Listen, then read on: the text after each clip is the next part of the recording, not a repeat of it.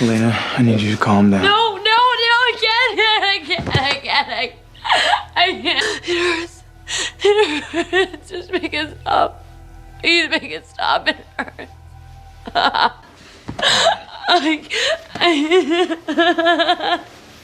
I can help you.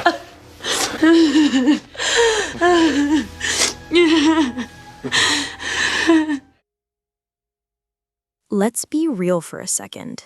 If you spend 5 minutes on the Vampire Diaries, TikTok, Reddit, or Tumblr, you are going to find one universal truth.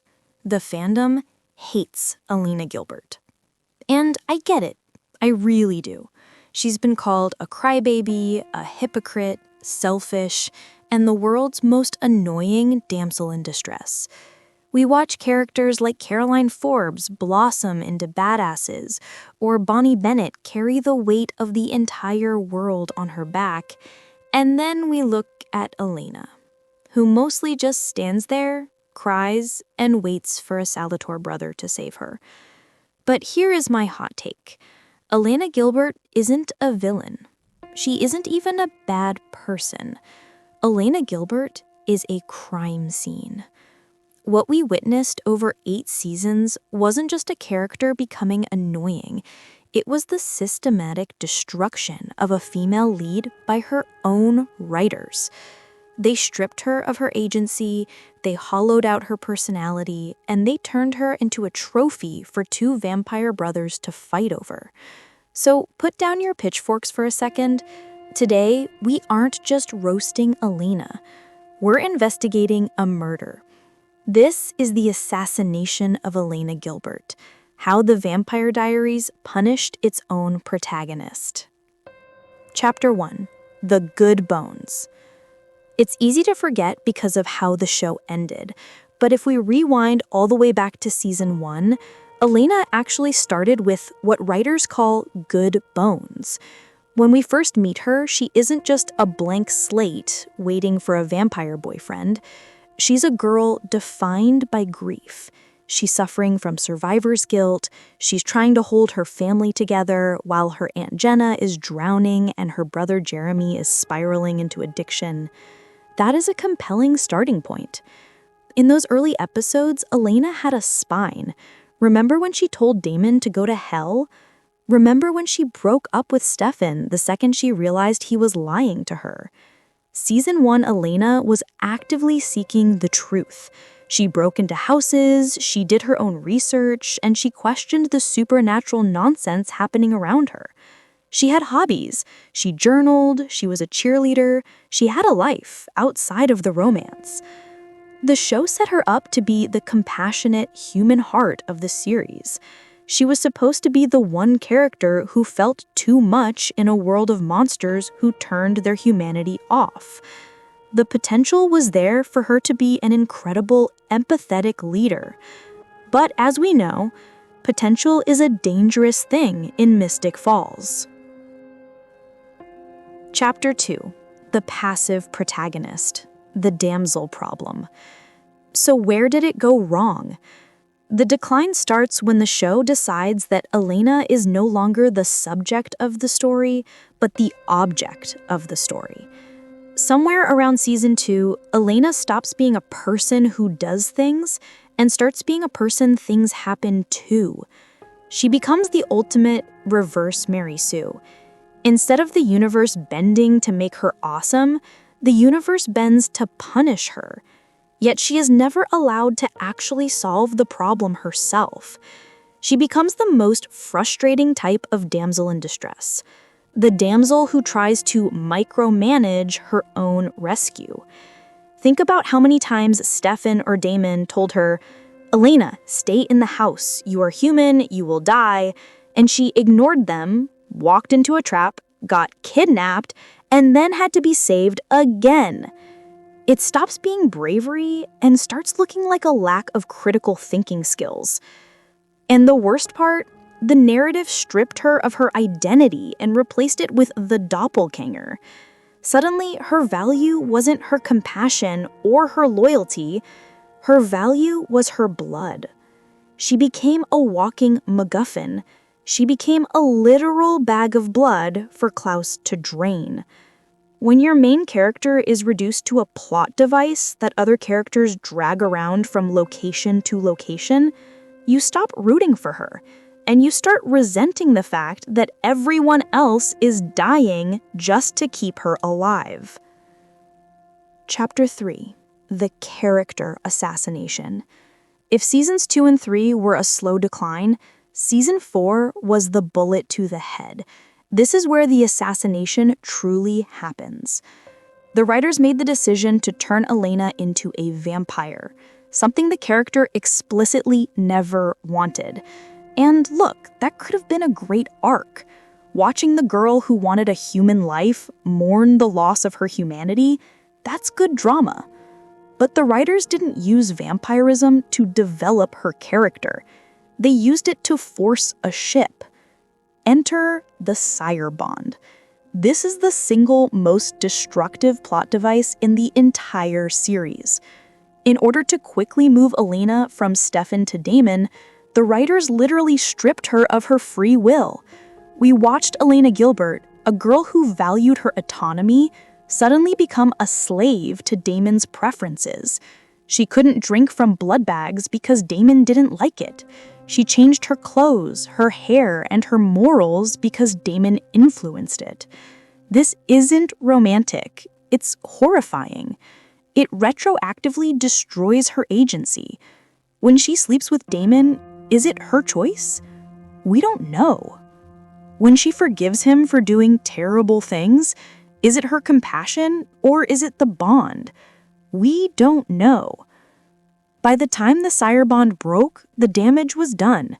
The Elena who stood up for her friends and valued human life was gone, replaced by a codependent vampire who would excuse mass murder if it meant keeping her boyfriend happy. That wasn't character growth.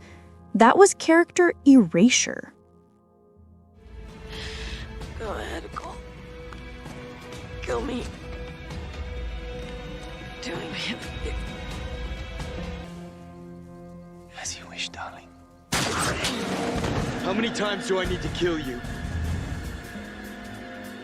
Jeremy Gilbert. Welcome back. Now, what's the saying?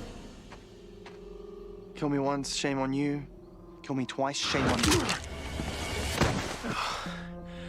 Let's leave it at that, shall we? Chapter 4. The Morality Paradox. The Kol Genocide. We need to talk about the elephant in the room, or rather, the pile of thousands of dead vampire bodies in the room. Throughout the series, the show constantly tells us that Elena is the moral compass. She is the compassionate one. She is the one who believes in redemption. But in Season 4, Elena Gilbert orchestrated what is essentially a supernatural genocide. I am talking about the death of Kol Mikaelson. To recap, Elena wants the cure. She wants it bad. To get the cure, they need to complete Jeremy's hunter's mark. To complete the mark, Jeremy needs to kill vampires. A lot of them.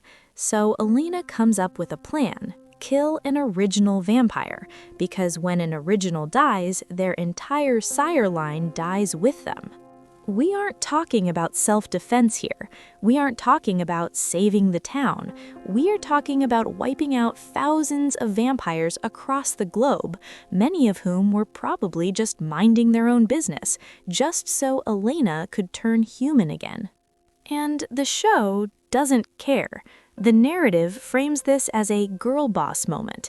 It frames it as necessary. But imagine if Catherine Pierce did this. She would be labeled a monster. When Elena does it, it's fighting for her future. This is the morality paradox. The writers want us to see Elena as the innocent victim, but they have her commit atrocities that rival the villains. It makes her look like a massive hypocrite. You can't lecture Damon about killing one innocent person in Season 1 and then nuke an entire family tree in Season 4 because you miss being human. The math isn't mathing. Chapter 5. The Misogyny of the Fandom. Now, I'm going to pivot for a second, and this might make some of you uncomfortable. We have established that the writing for Elena was deeply flawed, but the level of vitriol this character gets from the fandom, that is something else entirely. We need to ask ourselves a hard question. Why do we forgive the men of the Vampire Diaries for everything, but forgive Elena for nothing? Damon Salvatore acts like a predator in Season 1. He kills Jeremy. He abuses Caroline. He murders his way through the eastern seaboard. And the fandom reaction? Oh my god, he's so hot. He's just misunderstood. Kol Mikaelson drowned Tyler's mom in a fountain during a Christmas party. Fandom reaction? King behavior. But Elena? Elena cries because her entire family is dead. She's indecisive because she's a teenager being hunted by ancient hybrids. And the fandom reaction? Ugh, she's so annoying. Pick a brother and stop whining. There's a deep-seated cool girl misogyny in how we consume this show. We love Catherine Pierce because she's fun, unapologetic, and owns her bad behavior. We hate Elena because she's emotional, vulnerable, and messy. We hate her because she represents the victim, and we have been conditioned to despise weakness in female characters. The writers failed Elena by stripping her of agency, yes, but we failed her by holding her to a standard of perfection that we never applied to the male serial killers she was dating. Chapter 6: The Long Goodbye. If the writers assassinated Elena's character in Season 4, Seasons 6 through 8 were just them awkwardly trying to hide the body. By Season 6, it became painfully obvious that the showrunners had no idea who Elena was without a Salvatore brother attached to her hip. Remember when Damon died and Elena essentially erased her memories of him? That was a regression of her entire character arc. The girl who valued truth and felt everything deeply decided to lobotomize herself because the grief was too much. And then, of course, Nina decided to leave the show. And how did the writers handle the departure of their main protagonist? Did she go out in a blaze of glory? Did she make a noble sacrifice? No, they put her in a box. They literally put the main character in a Sleeping Beauty coma for 2 entire seasons. Elena Gilbert spent the climax of the series as a prop in a coffin. While Bonnie was fighting for her life, while Caroline was running the town, while the boys were dealing with sirens and the devil himself, Elena was napping. It was the ultimate admission of defeat.